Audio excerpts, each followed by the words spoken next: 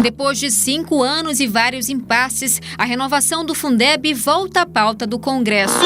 Sem o Fundeb, as escolas públicas, que muitas delas já são precárias, vão ficar ainda mais precárias.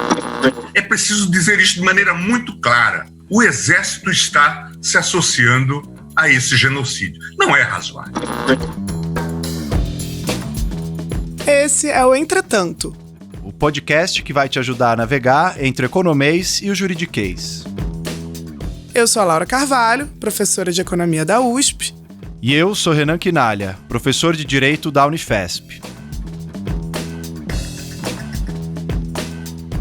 Hoje nós vamos falar sobre o financiamento da educação básica no Brasil e o crime de genocídio nos tribunais internacionais. Laura, no nosso último episódio você abordou essa questão de como as pequenas empresas estão tendo muita dificuldade para sobreviver à crise por conta da pandemia. E saiu uma pesquisa do IBGE, Pulso Empresa, que analisou exatamente esses impactos negativos da pandemia nas empresas. Como que você vê esses dados que foram revelados pela pesquisa? Então, acho que confirma bem aquilo que a gente tinha discutido no último episódio, né, Renan? Que é a dificuldade do governo em implementar essas políticas de crédito, as exigências que acabaram fazendo com que as micro e pequenas empresas não fossem tão beneficiadas quanto deveriam. Enfim, os dados eles revelam que das empresas que fecharam as portas durante a pandemia, 99,8%, que na verdade são de 715 mil empresas, tinham até 49 empregados, né? Então, empresas pequenas. E só 12,7% delas relataram ter conseguido algum crédito emergencial para a folha salarial, né, que era uma das linhas que a gente abordou na semana passada. Então, parece que realmente até aqui foi onde o governo brasileiro teve maior dificuldade de enfrentar essa crise, e isso, claro, vai prejudicar também a nossa capacidade de recuperação.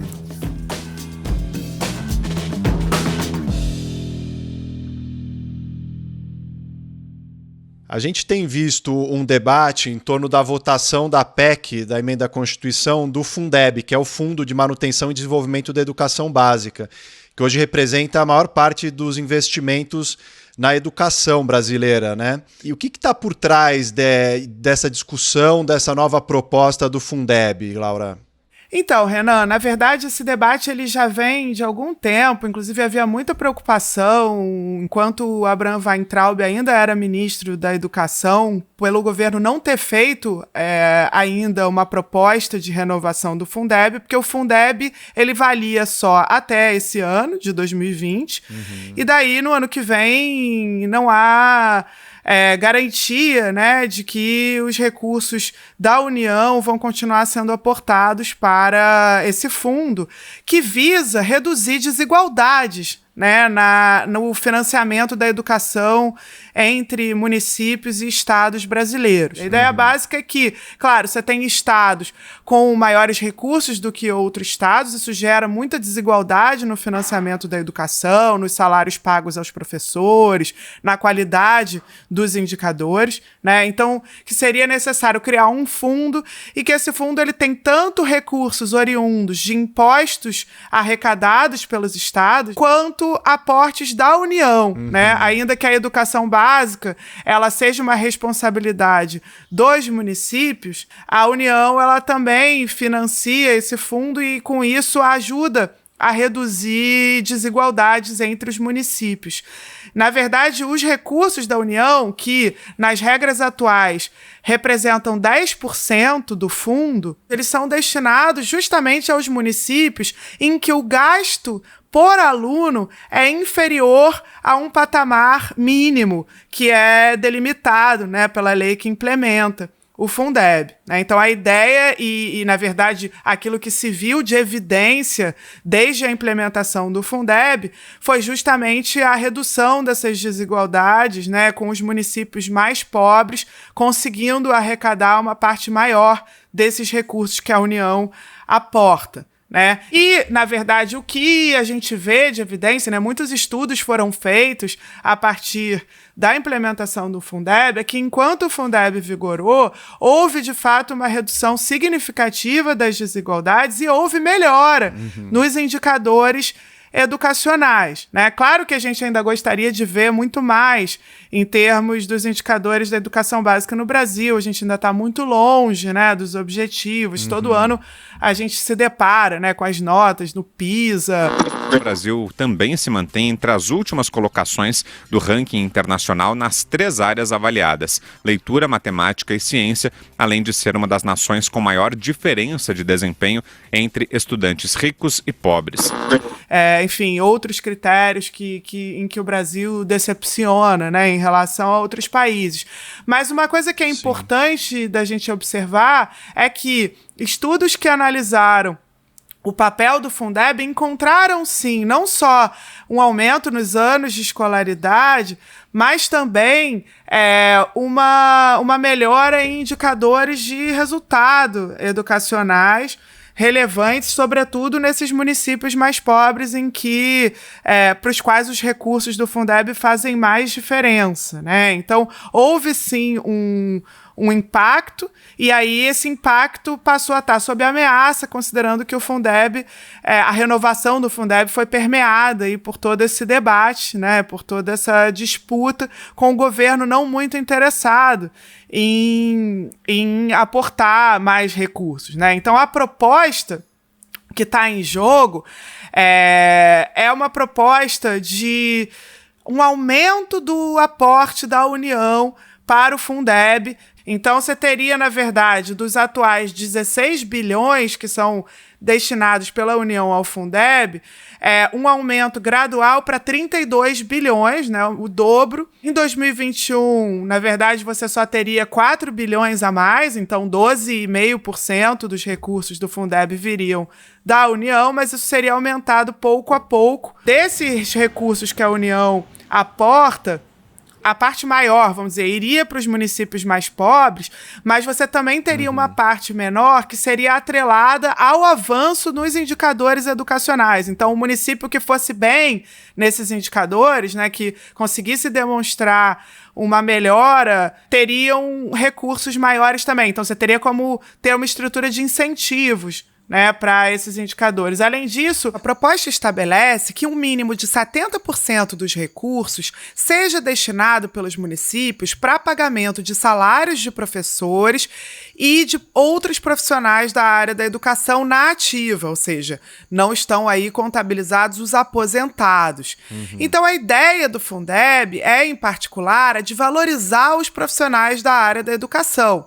Aliás, há vários estudos que também mostram o efeito dos salários maiores para a qualidade, né, nos indicadores educacionais. Sim. E aí o governo fez uma contraproposta em que justamente tenta limitar essa destinação de recursos para professores e profissionais da educação, estabelecendo um teto de 70% para pagamento de professores e ainda tentando pegar uma parte do Fundeb para o Renda Brasil, né, para um benefício social que o governo tem agora alardeado, aí, que seria uma melhora em relação ao Bolsa Família.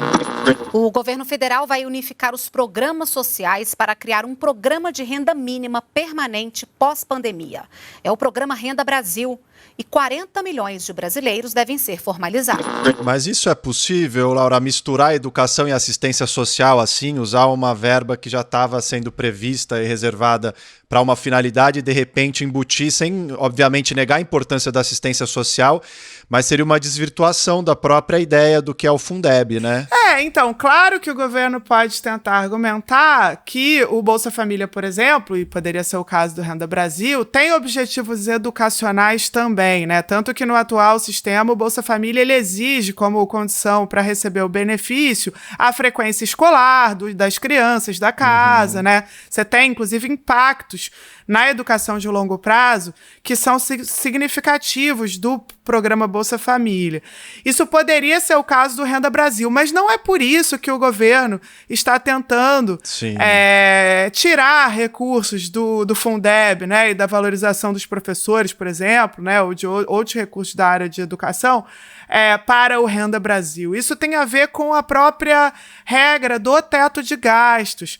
Porque, na verdade, o Fundeb é uma das brechas que o governo tem para gastar mais, porque ele não está sujeito ao teto. Então, o que acontece? A gente já discutiu aqui em outros episódios o fato de que o teto de gastos em 2021, ele já cria uma dificuldade muito grande, né? Até para o funcionamento básico da máquina pública. As projeções são de que o governo nem teria os recursos necessários para manter os órgãos públicos e os ministérios funcionando, pagar conta de luz, etc. Quer dizer, as restrições que o teto impõe no próximo ano, o teto vai ficando cada vez mais restritivo, né, ao longo do tempo, e no próximo ano essas restrições já seriam tão grandes que fica impraticável imaginar uma expansão de gastos sociais. Isso não cabe dentro do teto. Sim. E aí, a ideia do governo me parece, usar o Fundeb, essa votação do Fundeb, para, de um lado, limitar o próprio financiamento do Fundeb e, além disso, ela coloca uma parte desses recursos para o programa Renda Brasil, substituindo, então, recursos que seriam usados para a valorização da educação básica, né? Então, vários deputados reagiram. O governo que não participou da discussão chega em cima da hora, atrapalhando a discussão, colocando seus deputados do Centrão para chegar, peraí, eu quero tirar dinheiro aqui para passar para o Renda Brasil. E não promovendo corte nenhum e dando com a maior cara lavada, maior cara de pau, falando que é para tirar dinheiro da educação básica, que já não tem dinheiro. Não temos que substituir uma coisa pela outra. Então, ter uma proteção social mais ampla não pode significar tirar recursos do Fundeb, que é tão relevante para reduzir desigualdades na provisão, na prestação de serviços educacionais, né, em municípios mais pobres, sobretudo. Então, como fazer para ter as duas coisas é que é o grande desafio.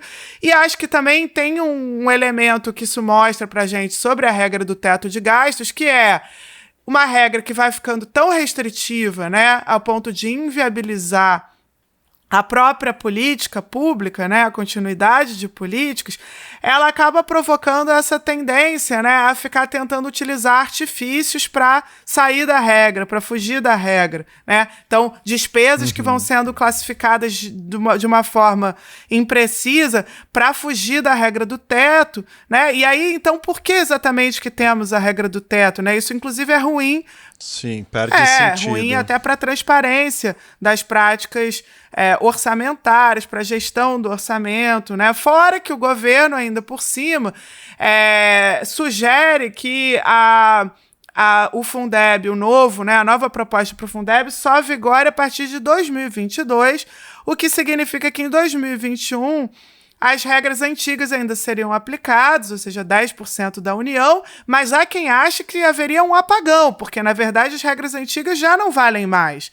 Então, pode ter, inclusive, um subfinanciamento ainda maior da educação básica. Com fechamento de escolas e todos os problemas que as prefeituras vão enfrentar. E prefeituras que vão estar enfrentando uma crise econômica brutal. E sobre essa contraproposta do governo, que objetivamente significa, então, menos orçamento para a educação, porque reduz, né, esse aporte ao Fundeb e retira uma parte para esse programa assistencial, como que você vê a quantia gasta em educação no Brasil? Muitas vezes fala que o Brasil gasta muito em educação. Isso corresponde à realidade? Então, Ana, isso inclusive suscitou um debate bem acirrado entre economistas nesses últimos dias, né? Porque, claro, a gente tem, em geral, macroeconomistas, pessoas que olham para o total dos gastos em relação ao PIB, por exemplo, né? Uma tendência a achar que se gasta muito, porque quando a gente vê o gasto com a educação no Brasil em relação ao tamanho da economia brasileira, a gente gasta mais do que a maior parte dos países do mundo, né? Então a gente está lá entre os que mais gastam em relação ao PIB. No entanto, nós também somos um país continental com uma população enorme. E quem trabalha na área de educação costuma olhar para o indicador do gasto por aluno, né? Que é aquele que importa quando a gente está querendo medir a qualidade desse gasto. Então não adianta o Brasil gastar muito em relação ao tamanho da sua economia, mas gastar pouco em relação ao tamanho da sua população. Aliás, esse é um tema que nós já discutimos aqui em episódio anterior sobre o tamanho da carga tributária brasileira, né? Porque também com a carga tributária aparece esse debate de que a carga ela é muito alta em relação ao tamanho da economia, mas ela não é muito alta se a gente considera que somos um país com uma população grande sendo atendida por serviços universais gratuitos de saúde, de educação, né? Aí o que importa é a carga tributária per capita, né? O quanto de recurso a gente tem disponível para cada pessoa que utiliza o sistema. Se a gente se concentra no gasto por aluno, na verdade, nós não gastamos muito, né? E isso não surpreende, né? A gente vê que os professores não são bem pagos, né? Sim, a infraestrutura também das escolas, a infraestrutura das escolas brasileiras. Então não é que estamos drenando uma quantidade enorme de recursos que está sendo desperdiçada, né? Claro que tem questões ligadas à gestão, à eficiência e desafios nessas áreas que o Brasil tem que enfrentar, né? Não há dúvida, e acho que ninguém é contra uma melhora na gestão e nas políticas públicas na área de educação que tem a ver com ganhos de eficiência. No entanto, se a gente olha o gasto total em educação por aluno em idade obrigatória de estudar no Brasil, a gente vai ver que esse gasto é cerca de 4 vezes menor do que nos Estados Unidos, por exemplo, que já não é um país conhecido por ter, vamos dizer, um estado de bem-estar social muito generoso, mas que na área de educação é onde tem, vamos dizer, uma faceta mais generosa do estado de bem-estar, ao contrário da área de saúde, né? Mas já ajustado pela paridade de poder de compra, a gente tem esse gasto que é 4 vezes menor. E se a gente vai comparar com a Suécia, esse gasto chega a ser quase 8 vezes menor.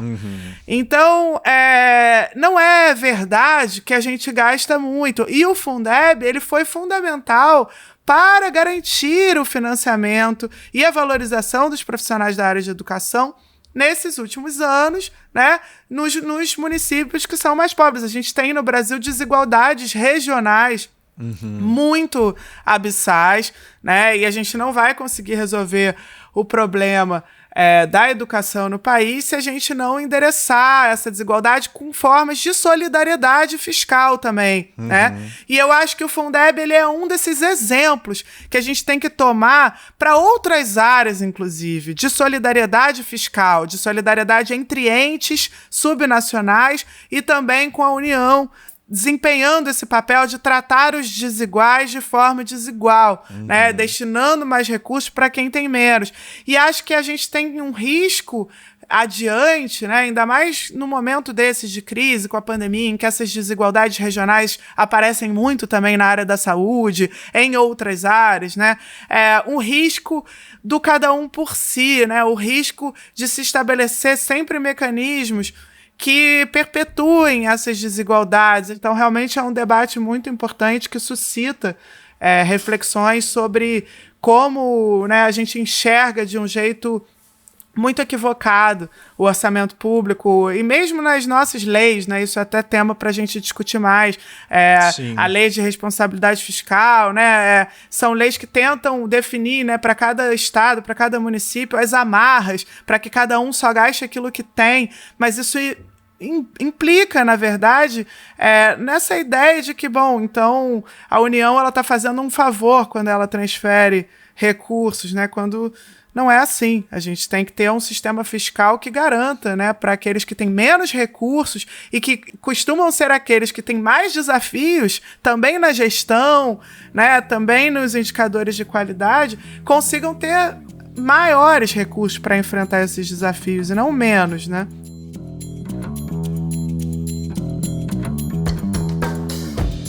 No próximo bloco, vamos falar sobre o crime de genocídio e a atuação do Tribunal Penal Internacional.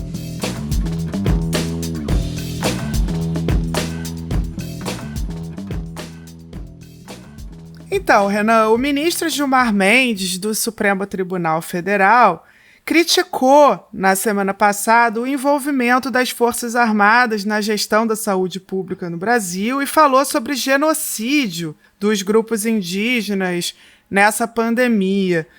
E trouxe com isso essa palavra, genocídio, para o centro do debate. E gerou bastante controvérsia, né? Então, o que eu te pergunto primeiro é: o que é esse crime? Isso é um crime tipificado, o de genocídio?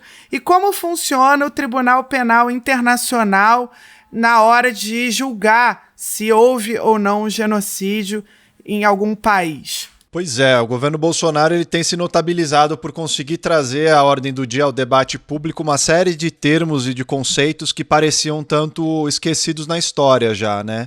Como o AI-5, que a gente já discutiu aqui, agora essa questão do genocídio. E no fundo, desde a Segunda Guerra Mundial, você tem uma série de iniciativas que tentam construir uma justiça internacional, ou seja, quando um cidadão de um país ele tem um direito de ser violado, ele sofre uma violência no território do seu país, e a justiça doméstica, a justiça não dá uma resposta para ele para reparar esse dano que ele sofreu, ele poder recorrer a uma organização internacional, a um tribunal internacional. Então isso já aconteceu na época do Tribunal de Nuremberg, que é muito famoso, que julgou os crimes de guerra nazistas, o Tribunal de Tóquio também nesse momento, e nos anos 90 a gente teve experiências de tribunais ad hoc, ou seja, tribunais que foram criados para finalidades específicas e situações particulares, como o da ex-Iugoslávia, o tribunal ad hoc da Ruanda, que também viram esses crimes graves cometidos e que foram julgados nesses tribunais. Então, apesar de ser produto de décadas de debates, né, na comunidade internacional, só em 98 que se aprovou esse tratado que deu origem ao Tribunal Penal Internacional, com vários países importantes contrários, votando contra, os Estados Unidos, a China, Israel, enfim. Mas fato é que o TPI foi instituído, começou em 2002. Diferente das anteriores, que eram temporárias e específicas, o TPI é permanente. Ou seja, ele é um tribunal penal que não tem um prazo de validade. E ele é independente, apesar de ter relacionamento com a ONU, com a Organização das Nações Unidas, ele é independente, porque é importante que seja uma corte, se ela vai julgar cidadãos de todo o mundo, que ela não esteja atrelada a nenhum país ou a nenhum tipo de interesse particular. E uma característica do TPI é que o TPI ele julga indivíduos e não os estados. Então o TPI ele é um tribunal que responsabiliza indivíduos envolvidos nos crimes internacionais. E ele também não tem uma jurisdição universal. Apesar de ser um tribunal internacional, ele não pode julgar todo mundo de qualquer lugar, de qualquer país. O TPI ele só pode julgar os crimes que foram cometidos no território dos países que aceitaram a jurisdição do TPI, e o Brasil aceitou, ou então crimes que foram praticados por pessoas nacionais desses países que aceitam a jurisdição. E além disso, uma característica importante dele também, ele se baseia num princípio de complementariedade, ou seja, o TPI ele tem uma atuação que é subsidiária. Só se um Estado que tem o dever de punir esses crimes graves não fizer a sua função, é que o TPI vai poder atuar. E ele só julga alguns crimes muito específicos, que são imprescritíveis pelo Estatuto de Roma. Então, o genocídio é um deles, que a gente está conversando aqui, mas também crimes contra a humanidade, crimes de guerra e também, desde 2018, crimes de agressão entre os países. O crime de genocídio, ele é definido, e aí tem uma questão sobre definição, e por isso que a fala do Gilmar Mendes gerou uma repercussão e um debate, porque não há um consenso tão claro. O TPI é um tribunal muito recente, desde 2002, ele ainda não julgou mais do que poucas dezenas de casos, que ele ainda está apreciando, vários em andamento. Então não há, apesar desse conceito de genocídio vir lá de 1948, já ser aplicado há algum tempo, a gente tem uma disputa muito grande sobre qual que é o sentido, qual que é o conceito exato, jurídico, do genocídio. Basicamente, genocídio pode ser definido, o Estatuto de Roma define assim, como um ato que é praticado com intenção de destruir, no todo ou em parte, um grupo nacional, étnico, racial ou religioso, por vários atos, desde homicídio, desde ofensas à integridade física ou mental desses grupos, uma sujeição intencional a condições de vida provocando a destruição desse grupo, impor medidas destinadas a impedir o nascimento de pessoas no seio do grupo ou transferir à força crianças de um grupo para outro. No caso brasileiro, o que se falou durante essa semana é sobretudo em relação à população indígena, povos indígenas, né? Porque a gente tem visto que o governo, já há algum tempo, isso não é novo, tem desmontado os organismos de fiscalização ambiental, de proteção das populações indígenas. Cumprindo uma promessa antiga, o presidente assinou o projeto de lei propondo a regulamentação da mineração e geração de energia em terras indígenas. Um grande passo. Vão sofrer pressões dos ambientalistas? Se um dia eu puder, eu confino-os na Amazônia, já que eles gostam tanto do meio ambiente.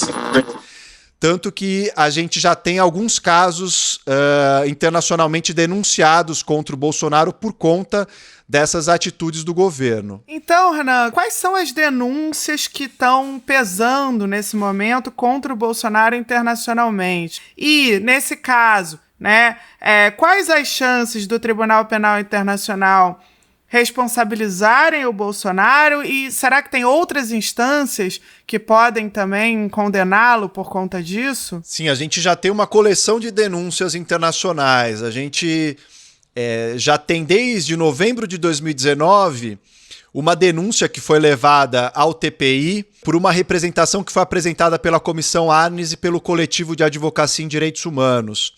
E ali já se alegava que o Bolsonaro estava enfraquecendo essas instituições de controle e fiscalização, demitindo pesquisadores, perseguindo pessoas que trabalham no IBAMA, na FUNAI, enfim.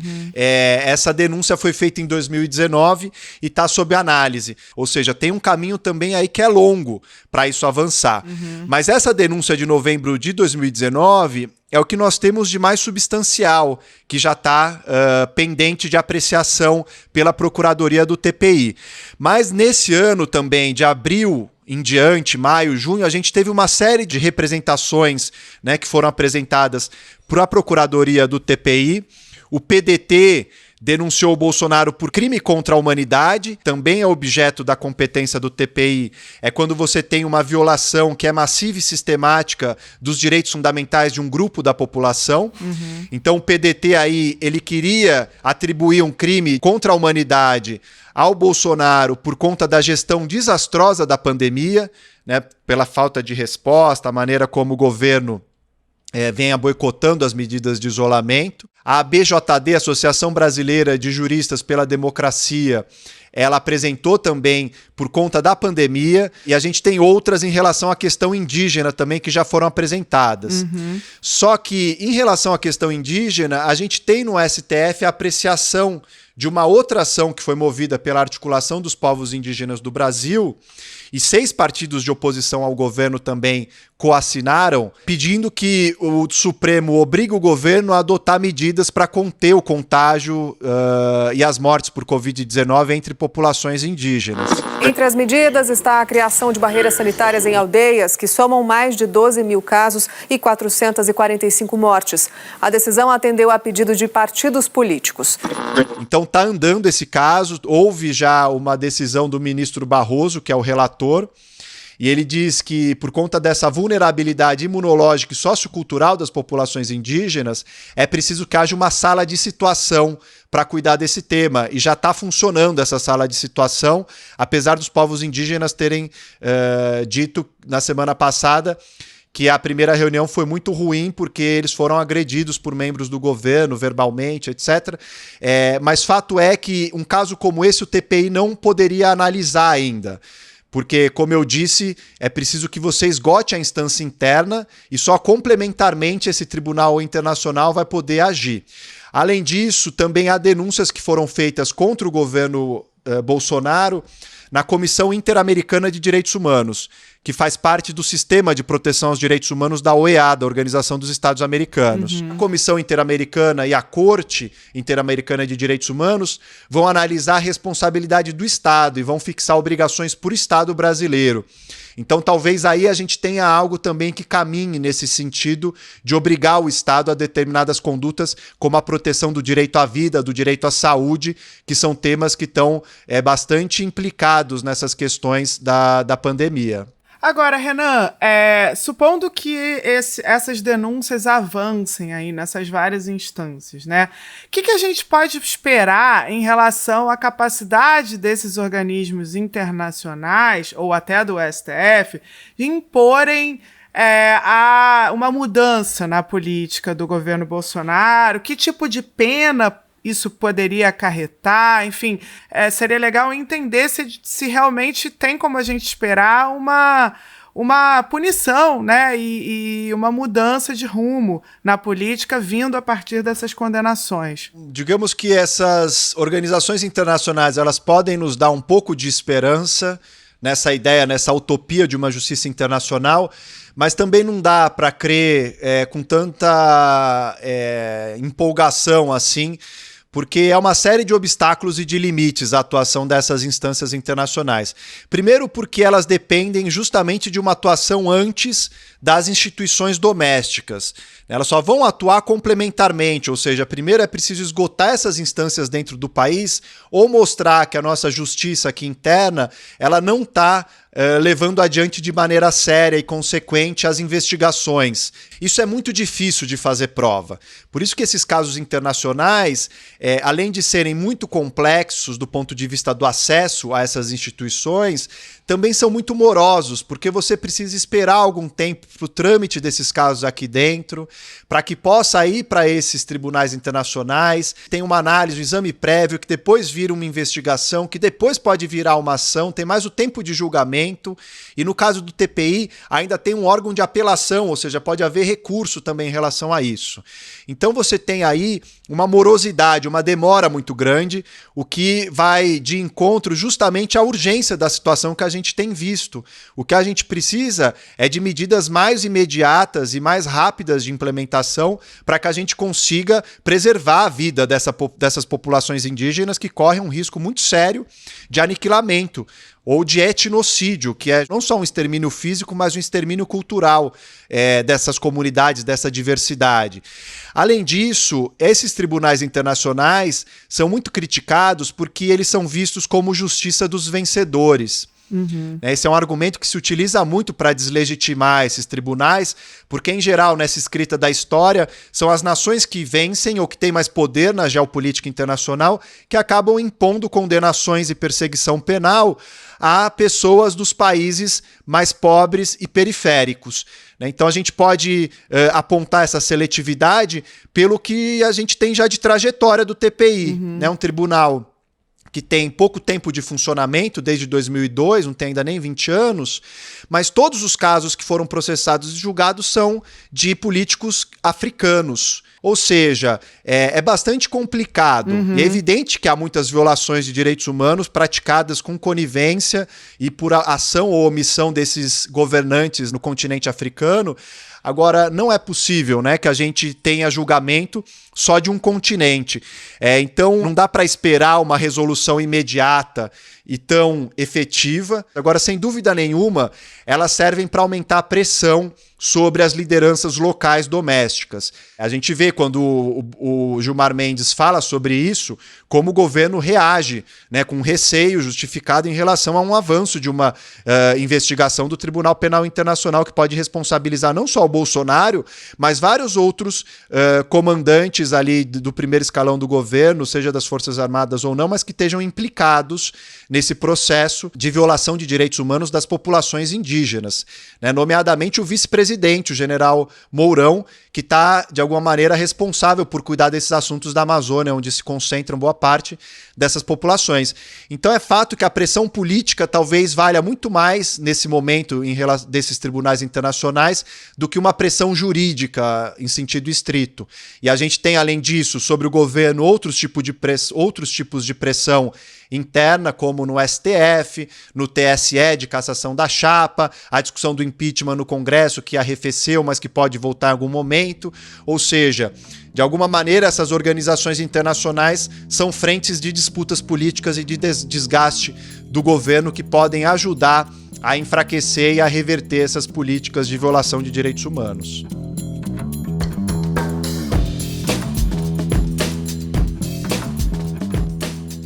E Laura, o que você separou de dicas aí pro pessoal? Então, vou dar uma dica que eu já estava louca para dar há algum tempo, mas o livro ainda não tinha sido lançado no Brasil, que é o livro novo do Piketty, Capital e Ideologia. Eu acabei trabalhando na revisão técnica da tradução do livro, né? Foi um papel mais de checar os termos do economês, vamos dizer assim. Mas o livro é super acessível e é uma bíblia, né? De novo, então tem mais de 1000 páginas, passa por vários temas. Mas é bem interessante. Eu, pessoalmente, gosto até mais da primeira parte do livro, que é sobre as diferentes maneiras que as sociedades, em momentos históricos diferentes, sociedades culturalmente distintas, justificaram as desigualdades. Aprendi bastante coisa também sobre as castas na Índia, como elas foram reforçadas pelo próprio Império Britânico, e uma série de outras sociedades e maneiras que os homens sempre tiveram, né, de justificar seus privilégios. Vale muito a pena. O livro está sendo lançado pela Intrínseca e já nasce um novo clássico aí do Piketty. Legal. Eu vou dar uma dica que é relacionada a esse tema que a gente discutiu hoje aqui da justiça internacional e as dificuldades, muitas vezes, de julgar esses crimes graves de guerra, que é um filme baseado na vida e na obra da Hannah Arendt. O filme chama Hannah Arendt, Ideias que Chocaram o Mundo, que é dirigido pela Margaret von Trotta e que foca muito no trabalho da Hannah Arendt Weizmann em Jerusalém, que é uma compilação dos textos que ela escreveu The New Yorker, cobrindo o julgamento em Jerusalém desse oficial nazista que cuidava da logística, do sistema de transporte entre campos de concentração e extermínio. E é nesse livro que ela forja o conceito da banalidade do mal, que ela pensa em encontrar ali um monstro, uma pessoa sem nenhum tipo de moralidade, mas no fundo ela diz que encontra um burocrata médio que perdeu a capacidade de pensar, de julgar. Enfim, é um livro super interessante sobre essa questão da punição de crimes graves e que recentemente esse tema até voltou à baila aí no Twitter com uma série de discussões em torno dessa obra, e você ajudou a promover um pouco essa obra da Hannah Arendt, então vale a pena o pessoal assistir ao filme também. Eu adoro esse filme também e aliás, tem uma cena em que ela tá em frente ao prédio da New School, onde eu estudei lá no doutorado nos Estados Unidos, então foi uma das intelectuais que fundaram a escola que eu passei tanto tempo, então tenho carinho por esse filme também. Mandem suas dúvidas, sugestões de tema, questões para o nosso e-mail entretantopodcast@gmail.com ou marquem também no Twitter com a hashtag Entretanto. Até a próxima semana. Até, pessoal.